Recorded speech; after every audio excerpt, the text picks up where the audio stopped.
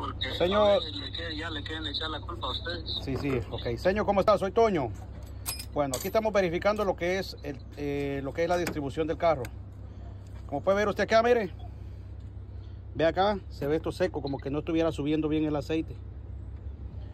Entonces aquí Carlos está haciendo lo que es el diagnóstico ahorita. Aquí adentro tiene demasiada carbonía. Aquí estamos poniendo a tiempo. Como puede ver usted aquí, hay que usar una herramienta especial. No es solo de desarmar esto, porque si desarma solo así y no tiene la herramienta adecuada, ya valió tamales el motor. Entonces aquí tenemos el espaciador para agarrar los árboles de levas. Y aquí tenemos la otra herramienta. Vamos a inspeccionar acá.